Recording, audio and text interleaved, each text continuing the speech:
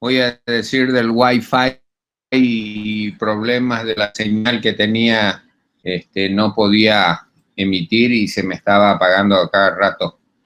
De todas formas, creo que habría una sobrecarga.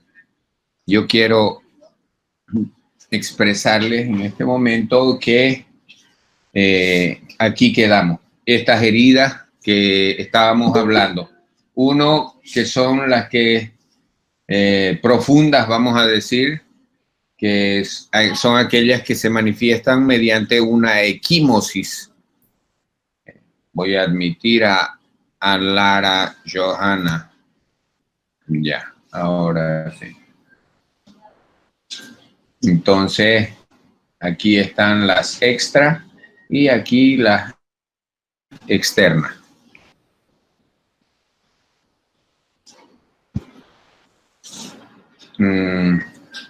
Esto es el trabajo que yo les he dado a todos ustedes.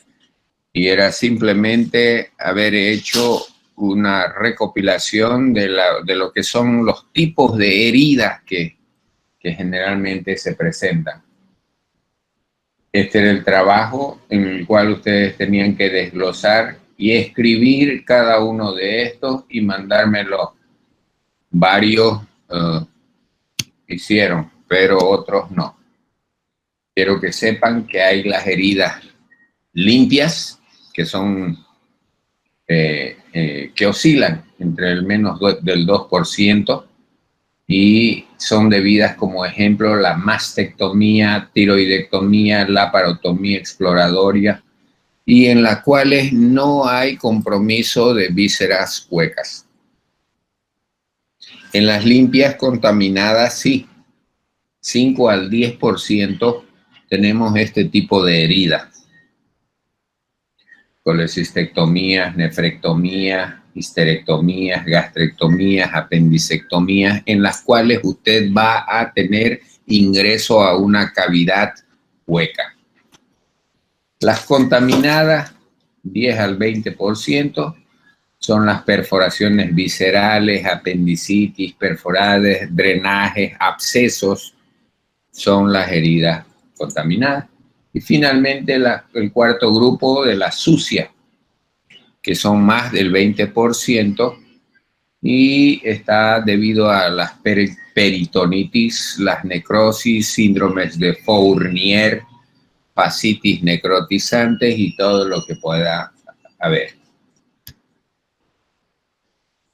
Quiero que sepan que las hemorragias, según el origen, pueden ser de origen arterial, pueden ser de origen venoso, pueden ser de origen capilar, es lo más frecuente. Entonces, cuando el sangrado es de origen arterial, tenemos que tener mucho cuidado porque sabemos que lleva en riesgo la vida del paciente, porque ustedes saben que una arteria, fuera de llevar la sangre oxigenada del volumen arterial circulante efectivo de nuestro cuerpo, él tiene la capacidad de vaciar, dependiendo del calibre de nuestra arteria, puede llevarnos a un shock hipovolémico. Entonces, generalmente esta hemorragia arterial es de tipo, voy a decirles, de un color rojo brillante, y la salida es a chorros y rítmicos y está relacionado con el latido del corazón. En cambio, la hemorragia venosa, que generalmente depende también de la gravedad del caso, del calibre de esto, pero es una sangre no oxigenada. Entonces, no nos va a llegar a interesar mucho, pero sí tenemos que parar, cohibir y hacer la hemostasia que precise mediante una compresión de estas venas o la ligadura quirúrgica.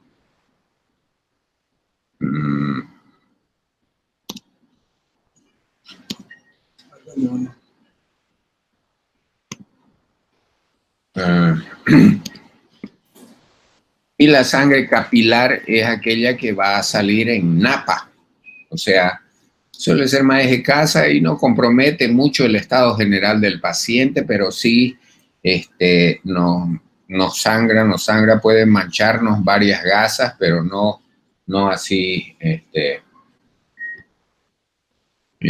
comprometer la vida del paciente. Los tipos de hemorragia, ustedes pueden ver aquí los ejemplos. Una arterial, por ejemplo, ustedes ven ahí en el brazo, puede ser una arteria radial, cubital, y el sangrado es intermitente y que puede llegar a llevar a un shock hipovolémico en un paciente en cuestión de minutos. Y en cambio, en la sangre venosa, ustedes pueden ver, es una salida continua, pero de una sangre oscura, no oxigenada, y que generalmente con solo la compresión ya da para resolver el problema. Y aquí tengo una capilar, que es la salida de sangre en poca cantidad, que es como el raspón que nosotros generalmente sufre mucha gente al caerse sobre una superficie de cemento, o el raspón. ¿Qué hacer frente a una hemorragia? Ustedes más que todos van a ser los primeros en llegar a atender al paciente en cualquier parte. Entonces, lo primero que tenemos que hacer es localizar el lugar de donde esté sangrando más. Entonces, para ello hay que descubrir la zona y ejercer una presión directa sobre la herida. Buscarse una compresa, una gasa, un trapo, lo que tengan a mano, tienen que poner sobre la herida, sea contuso cortante, sea de origen arterial, sea de origen venoso, sea de origen capilar, tienen que llegar y colocar hacer la hemostasia por compresión directamente sobre la herida, y puede durar de 5 a 10 minutos con una compresa, una gasa. Si se llena de sangre, se manchó enterita o completamente esa gasa, debemos colocar otra gasa, pero encima de la primera.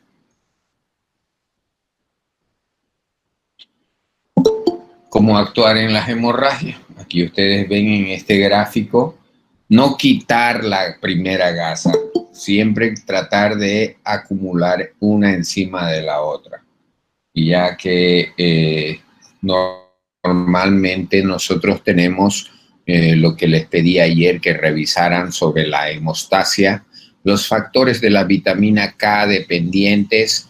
Hay una cascada de coagulación, una vía intrínseca y una extrínseca.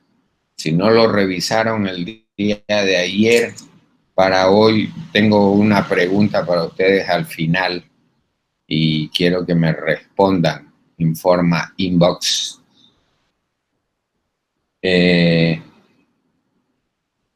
Ustedes ven en esta imagen, por ejemplo, aquí está haciendo una presión directa sobre la herida quirúrgica o del accidente con un apósito. Una vez que está aplicado el apósito, no lo retiren más. Y ustedes están viendo que está colocando otro apósito encima de la herida quirúrgica. Y acá ya está haciéndole un tipo de vendaje compresivo. Todo con la finalidad de parar ese sangrado, esa hemorragia en sí.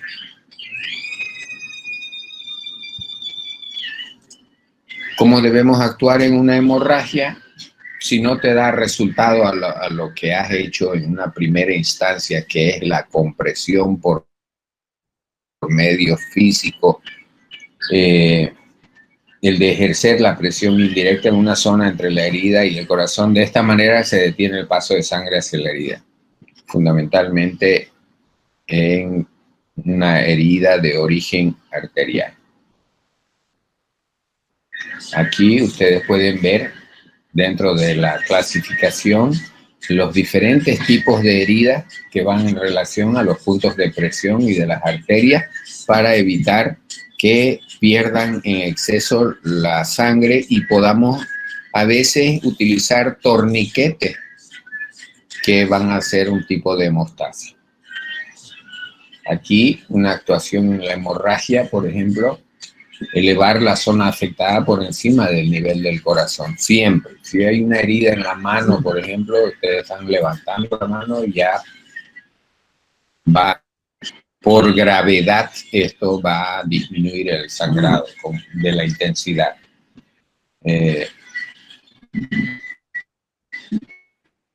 En una hemorragia, por ejemplo, aquí ustedes pueden ver esos muchachos que tienen la mente débil y que quieren suicidarse. Parece que aquí se quiso cortar las venas. Siempre es importante que nosotros resolvamos el problema inmediatamente. Entonces, la utilización del hielo aquí, por ejemplo, alrededor de la zona afectada para cohibir, también nosotros le llamamos crioterapia. Y es importante que este hielo esté bien amarrado o compresivo. No se olviden que se va a deshacer. La actuación en la hemorragia siempre aplicar un vendaje compresivo, a veces moderado, porque cuando ejercen mucha presión pueden quitar prácticamente la circulación y dejar esa extremidad cianótica. Aquí, por ejemplo, estos casos especiales. Miren, hubo una sección total de esta mano y para esto requerimos de un cirujano vascular especializado para poder hacer la reparación y el injerto que debe ser. Hay gente como cirugía especialista solo en mano.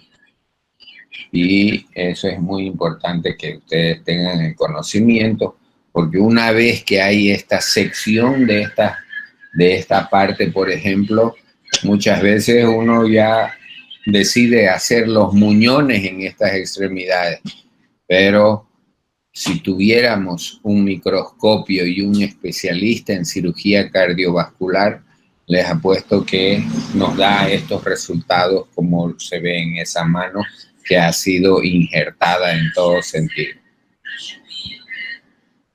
El torniquete, yo les comentaba así, en ese primer caso de la mano también puede utilizarse el torniquete, ya que son varios vasos arteriales los que han sido seccionados y que puede desangrarse en un instante. Está contraindicado siempre en todo, prohibido que sangre, y el uso del torniquete muchas veces ya lo han contraindicado, pero tiene que utilizarse así en estos casos de amputaciones donde no podemos dejar que el paciente siga perdiendo sangre. ¿Por qué? Porque dicen, cuando le pones torniquete, sí, que le estás impactando, que vaya la sangre a la extremidad y que puede necrosarse. Como ustedes ven aquí este ejemplo, hay un torniquete que sí o sí tenemos que parar porque en este momento no vamos a tener pinzas, ni ligaduras, ni Kellys, ni pinzas hemostáticas que puedan resolver la situación. El torniquete. Se coloca una gasa o pañuelo ancho, no menor a 5 centímetros, a 4 dedos de la herida por arriba. Se dan 2 vueltas alrededor de la zona y se realiza un nudo simple. Ese es el famosísimo torniquete que podemos hacer siempre que haya necesidad y que el paciente no pierda la sangre. El torniquete se coloca a veces una vara o un lápiz para poder hacer este torniquete y aumentar la presión para, voy a mostrarles un dibujo enseguida, para que podamos aumentar la presión y cohibir el sangrado. Se gira lentamente y debemos buscar inmediatamente un hospital para trasladar a ese paciente para que sea atendido por el especialista en cirugía cardiovascular. Ustedes ven aquí, estamos haciendo la aplicación del, primero un nudo simple, pero encima de ese nudo estamos colocando una tablita o un palo, voy a decirle, en los cuales nosotros vamos a realizar el torniquete, bien llamado, para poder hacer la compresión y evitar el sangrado. Otro torniquete que se puede realizar cuando hay una lesión de una amputación en la mano, que no tenemos nada, es el manguito del tensiómetro. Siempre decimos que si no tenés perros para cazar, tenés que cazar con los gatos. Entonces, todo material que tengamos a mano nos va a ser útil para que podamos realizar este tipo de solución o tratamiento temporal hasta que vea el cirujano cardiovascular. El torniquete y el miembro amputado, no sumergirlo en agua, nos piden, envolverlo siempre en gasas estériles humedecidas y colocarlo en bolsa de plástico aquellos segmentos distales que han sido amputados. Es decir, si mi mano está afuera, puede sacar ese brazo, esa mano, pero tiene que preservarlo, conservarlo, porque ahora en la actualidad, ustedes saben, cuando hablamos de manos, hablamos de que son muy valiosas para el trabajo. Mucha gente ya me llegó solo con un dedo, dos dedos, y la atricción es un término donde sufrió esta mano un aplastamiento y se quebraron todos mis huesos. Pero yo, por el hecho de que se quebraron todos los huesos, no sirve mi mano, parece un montón de carne molida, voy a decirle. Puedo yo colocar clavos y darle la forma y que posteriormente vaya a criar un callo óseo y que tenga una buena evolución. Es por eso que yo les voy a pedir siempre que estén tratando, no como cirujanos, no siempre de volar o buscar lo más fácil para que, lo más fácil para resolver la situación en el momento. Ah, sí, se salió, voló el dedo, ya, no sirve, bótenlo. Solo tienen que siempre tener en cuenta que no debe haber pasado más de 6 horas esa mano, y que si estuvo en hielo, en una bolsita con hielo, ese dedo puede ser todavía colocado en su lugar. Ustedes ven aquí el segmento que está seccionado, está ingresando en una bolsa y hasta el pie pueden ponerlo en agua, en hielo sumergido y tenerlo así hasta que llegue el cirujano plástico. Se acabaron todas las pizzas y yo no comí nada. Ya, ahorita. Entonces, quiero que las heridas que sean con objetos incrustados, que normalmente se llaman empalamiento, tenemos que hacer que sea lo más reducido el movimiento que vayamos a hacer. Es decir, cuando hay un cuerpo extraño incrustado en alguna parte del cuerpo, el hecho de retirarlo nos va a provocar bastantes complicaciones, ya sea en abdomen, en tórax, heridas por armas punzocortantes en abdomen, que hayan dejado el cuchillo. Y ustedes como médico, mira, esto es fácil, sacar el cuchillo. Puede ser que esa puntita haya estado tocando una arteria de gran calibre y si la saca, pues ese paciente se va a morir ese ratito. Ese es el mayor cuidado que ustedes tienen que... Y hay un capítulo aparte en ATLS que se llama empalamiento. Son las heridas por cuerpos extraños en los cuales estos palos, armas blancas, que hasta espada han sido atravesados pacientes en el tórax que tienen que sacarlo generalmente tal como está en quirófano. Entonces, el objeto se debe reducir lo más posible e inmovilizar en el lugar donde se encuentre. Y se ejerce presión indirecta y se traslada al paciente y no se lo debe retirar nunca. Por ejemplo, una herida en tórax. Ustedes pueden apreciar aquí, este paciente, por ejemplo, parece un desarmador en el tórax. Esta es una herida por empalamiento también. Se debe taponar la herida con un plástico, un apósito y vendar todo el tórax con la finalidad de que no se mueva ese artefacto mecánico, voy a decirle, que está ahí. Y colocar al paciente en una posición semisentado, todo que no vaya a perturbar al paciente y que siga respirando a la normalidad, y que sea trasladado hacia un centro donde sí podamos darle la anestesia necesaria y poderle realizar la extracción de esto y a su vez parar la hemorragia. En las heridas en el abdomen, por ejemplo, ustedes pueden ver ahí una evisceración. O sea, tal vez haya sufrido una herida contuso cortante o cortante en las cuales se han salido los intestinos en este dibujo.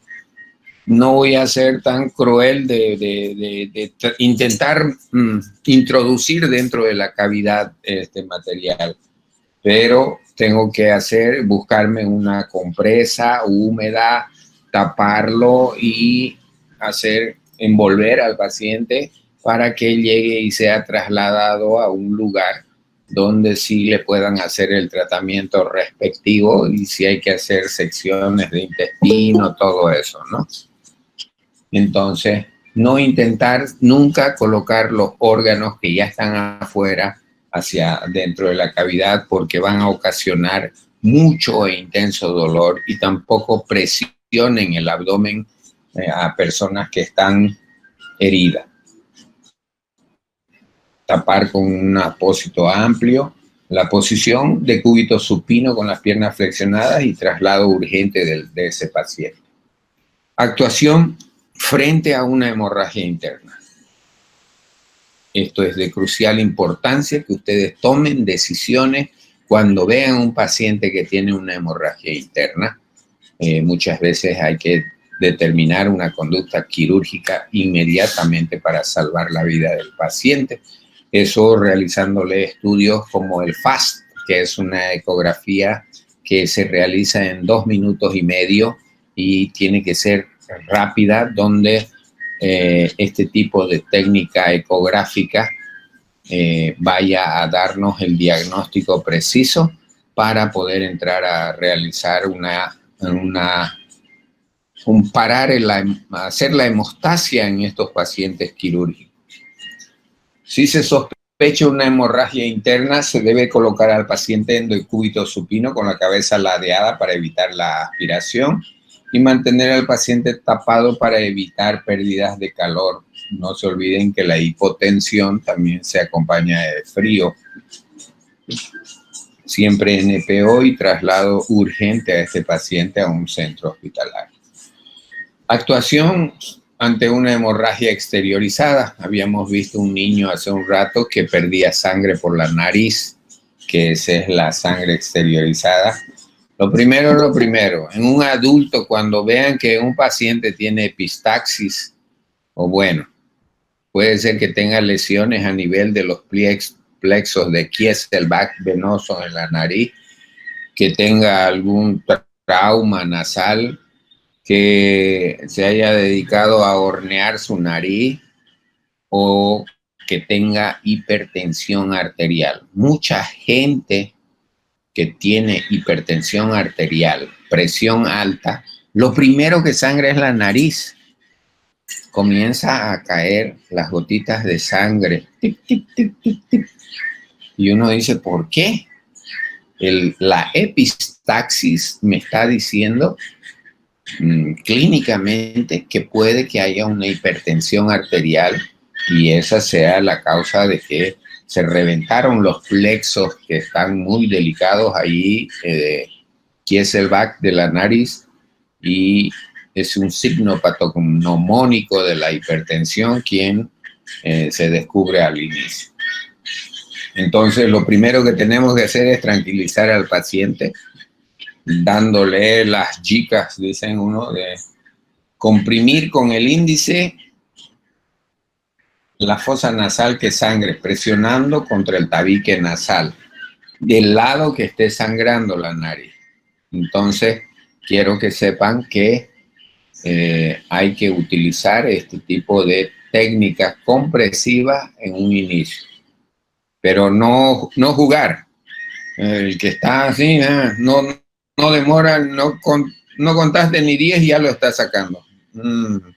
Y lo está dañando y lo está. Tiene que ser por lo menos hasta contar 200. Entonces, si no cesara la hemorragia de la nariz, realizar un taponamiento introduciendo gasas vaselinadas o algodón intranasal, o a veces utilizamos alguna solución coagulante. Fijar la misma gasa con esparadrapo recogiendo por debajo de la fosa nasal tapada. Y enviar al paciente a un centro hospitalario donde va a tener mayor orientación y le vamos a hacer la presión, todas esas cosas. Porque de nada te sirve si vos no paraste la presión y querés parar alguna hemorragia, una epistaxis, no va a parar nunca. Entonces, lo primero es lo primero. Entonces hay que bajar la hemorragia, la hipertensión para parar esa hemorragia. Muy bien. Quiero que ustedes están viendo la diapositiva. ¿Pregunto? Sí, estamos viendo. Ah, ya, excelente. Bueno, en eso consistía el anterior trabajo. Ahorita que tengo 49 asistentes, yo quería pedirles ya que voy a hacerles una pregunta y quiero que me lo manden por, no sé si sería Classroom, como un trabajo así al final de la clase. Quiero que me digan cuáles son los factores de la vitamina K dependiente. ¿Cuáles son los factores de la vitamina K dependiente? Y me lo mandan, por favor. Voy a abrirles ahorita un Classroom para que me manden el trabajo, ¿ya? Y les doy 10, 15 minutos, porque es facilingo. Y yo sé que ustedes han debido leer ayer algo de lo que es hemostasia, cómo parar las hemorragias y qué es lo que actúa. Yo les hablé sobre los factores de la cascada de coagulación, tanto intrínseca como extrínseca. No es manera de traumarlos ni nada por el estilo, pero tienen 15 minutos, quiero que me respondan cuáles son los factores de la vitamina K dependiente. Gente linda, nos vemos el próximo jueves. Cualquier consulta inbox me mandan algún mensaje manuscrito. Estos son los factores de la vitamina K dependiente. Hay de 1 al 12. ¿Quién da más? ¿Listo? Gracias, Anderson, Sergio. Vayan a hacer